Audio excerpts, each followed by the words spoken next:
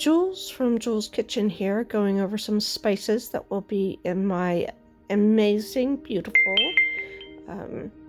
butternut bisque soup. I do have the apple, we have honey, cinnamon, nutmeg, ginger, turmeric, rosemary, thyme, red pepper, garlic. The honey goes in for the extra sweetness, but butternut tends to be quite sweet by itself. I love pretty much all that's in this. The apple just complements it for sure. The shallot gives that extra bump for taste as far as not using a full potent onion. Here I am just getting this gourd, if you want to call it that, or butternut squash cleaned out. Very easy, not difficult. I do give the innards to the critters outside. They'll chew through any pumpkin to try to get to those seeds, so I give them a little treat and put it in a little pan for them. It's almost gone as we speak today.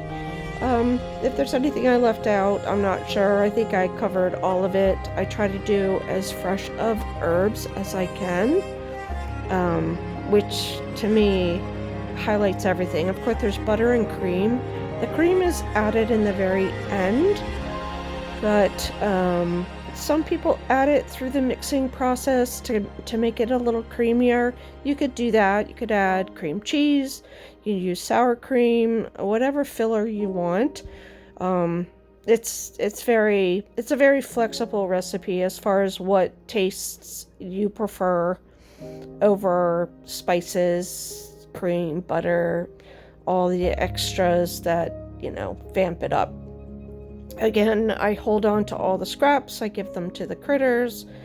I fill the well enough. I don't want to add too much because it might bubble out or bubble over, because there's some juice that comes out of the actual butternut squash. I tried very hard to get all this out, but of course it gets used if anything's left in that cup. I do put some on the pepper to help char it when I do take the aluminum foil off when I bake it. I do bake at 350, and that tends to work if you're going to be home. I baked it at 200 low and slow because I had something to do all day, covered. Came home, bumped it up to 375 for 1 hour. Covered still, and then uncovered so I could char those peppers for about 25 minutes. That worked really well. I blend it up hot and steamy. You be careful if you're using a closed lid. Mine has a vent on top, so I don't have a problem mixing or blending. And you can blend as smooth or chunky as you prefer. I think it's a really pretty baking dish. It just aesthetically just pleases me. Of course, it's autumn. These are just some really beautiful autumn flavors. I just enjoy making pretty food, pretty baking, however it works. And then again, do it low and slow. You can put it up to 400 and bake it off quick. You can add your fresh ingredients after. I like it all to marry together. I think it blends up better that way. And I just want you to enjoy. This is fun for me. Some people find it to be a chore. I'm sorry, it's getting very late in the evening at this point, so I'm trying to keep the house quiet.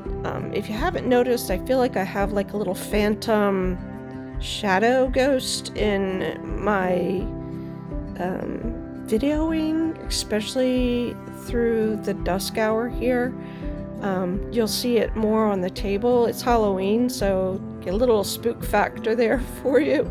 I do sense that there is something for sure. If you see the end of the video, wow, you have to look for it. Here I am just adding all the ingredients, and my herbs are soft and pliable. They're no longer hard. They all go into the mix. They get blended up perfectly. This is the rosemary, the thyme, and you know, it's just one of those exceptional savory sweet dishes. That's why I put it down as a savory sweet. Butternut bisque. It scrapes up nice. You'll see me just like dig in here and it comes out perfect. So the time frame, you'll have to work with how dense your butternut squash is. Make sure it's well done. Of course, it won't bake up well. You can try to mix it a little chunky and then bake it again, twice baked. I prefer to make sure that it's good and soft through this process. So the rest of the videos are just the finished product. I always like to add a little something sweet on the side for a little garnish and dress up my table to make it a little more festive.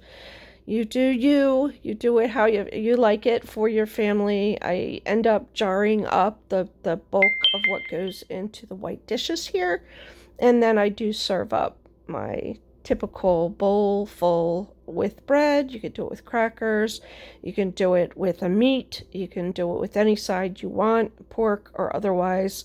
Would be a pork loin. I've seen it with that. Just, you know, it's just a beautiful side or a main dish. It can be served hot or cold. This is a very versatile type of a bisque soup. That's why I love it. You can't go wrong with the actual butternut squash. It is sweet by itself with just butter.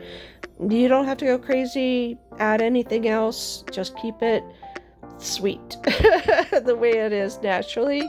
If you can't see that little flicker in the background in this video right here, I swear I've got a little phantom ghost on my video. So I've never had that before, so I don't know if I'm losing my pro video setting or what that is. So I hope it goes away, whatever it is. So I hope you have a beautiful autumn, a wonderful Halloween and Thanksgiving coming up. This is a good complement to any holiday meal, whether it's now, Halloween, Thanksgiving, or Christmas. Okay? Love you all. Jules. I'll be seeing you real soon. Signing off.